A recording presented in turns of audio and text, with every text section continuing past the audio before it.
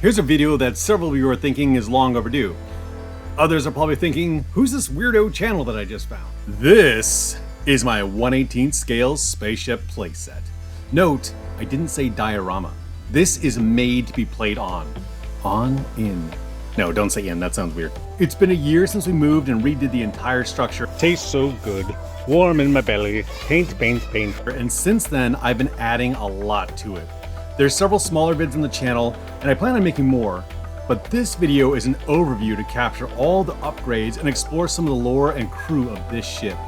If you want a deep dive of any section that we go over here, let me know in the comments and I'll make that into another short vid. And some of you might ask, why a ship?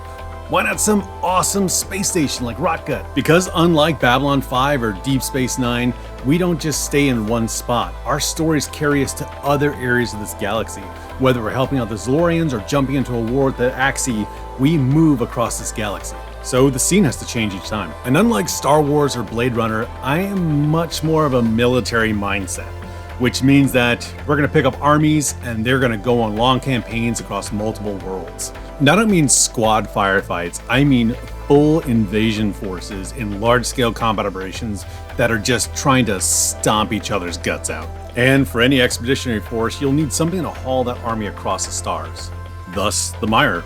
It's less cruiser and more light destroyer, inspired by ships like the Sulaco or Martian destroyers from the Expanse.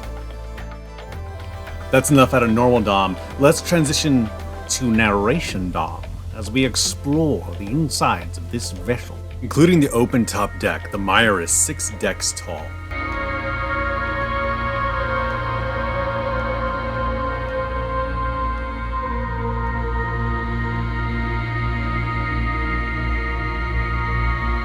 The ship is large enough that if you're not familiar with its layout, you could easily get lost in its labyrinth of hallways.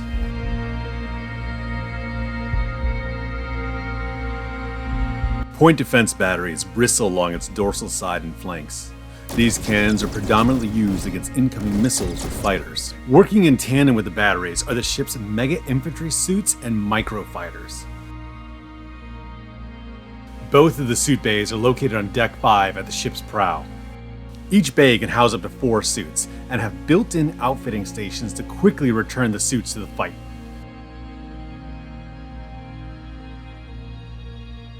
Little more than a cockpit, engine, and missiles, it takes accelerated reflexes to handle these nimble fighters. The Gremlin pilots keep tight to the ship, defending against boarding craft or other fighters. So, total side note, I thought those microfighters were always really stupid, and then I saw these 1960s designs for a real Gremlin microfighter that were also supposed to be put inside this airborne aircraft carrier, and I thought that was awesome and really wish that had happened. The top of the deck is unfinished and acts as an ad hoc deck for bulky aircraft. That's it, there's really nothing exciting about it for now. Updates to follow. I really like this, so much that I'm willing to share. I hate asking, but that really helps small channels like ours grow and get this content to a wider audience. Thank you. A mixed squadron of stellar interceptors and Thorax heavy fighters provide defense and mid-range offense capabilities. Additionally, the Thorax fighters are capable of atmospheric flight, allowing these multi-purpose craft to act as escorts during planetfall or air support to ground forces. If I were to boil down the Myrer's primary role, it would be to act as a rapid response vessel capable of transporting soldiers and equipment to resolve any crisis, usually with violence. The aft portion of the lower deck acts as a staging and debarking area. After the soldiers have received their full combat loads from the arms room, they stage here waiting for dropships or mastodon transports to take them to the next firefight.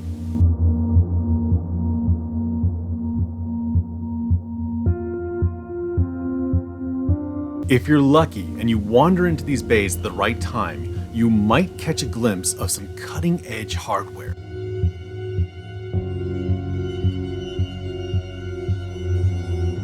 But soldiers can't spend all their time kitted up in cold hangar bays.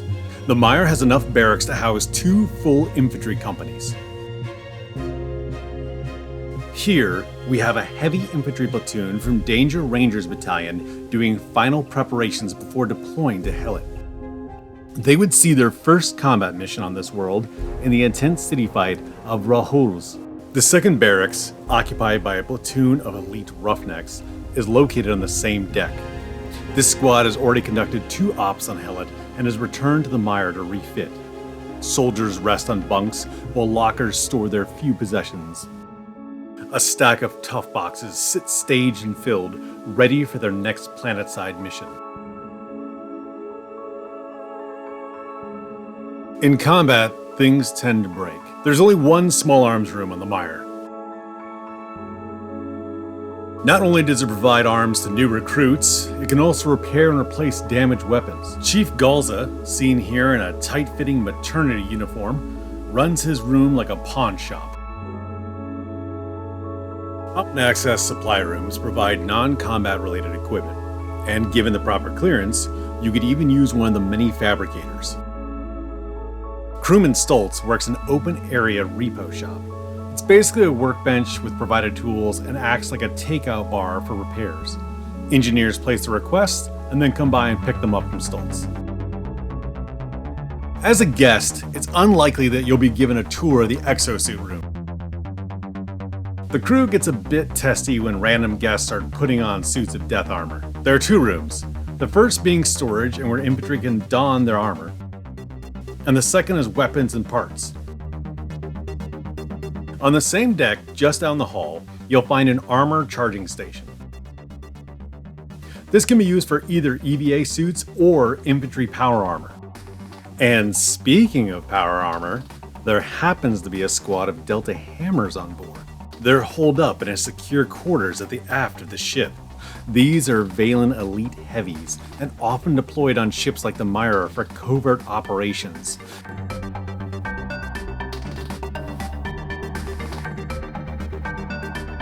Ops usually classified as containment, which is code for weird or anomalous incidents.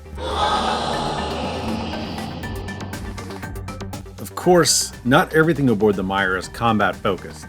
Less alluring, but equally as critical, are the maintenance bay and its crew. This is an Astral Walker mech, part of the ship's external repair team, undergoing routine maintenance. During combat operations, the ship's organic crew can become overtaxed, so they hire contractors for surge capacity. The orange-clad technicians you see roaming throughout every deck and crevice are the ship's engineers. Don't mistake them for shave tree mechanics. These men and women make this ship run. From life support to external sensors to vehicle upgrades. Only 3 ship crew earn higher wages than one of these engineers. The ship's captain, its executive officer, and its surgeon. They also have an alarming mortality rate, nearly as high as the microfighter pilots and exceeding the deck security by 10%.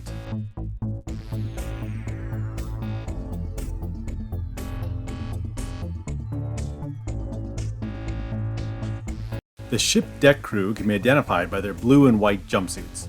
These technicians are lower skilled but just as important as the engineers as they carry out the day-to-day flight operations. And unfortunately are usually the first victims of any incident.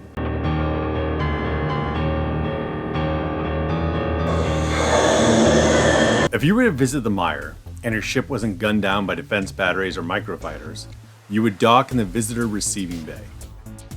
This area is not part of the original design, but with its continuous operations beyond Valen space, the ship needed to accommodate the slew of delegates, traders, refugees, and military allies that wanted to negotiate with a Valen representative.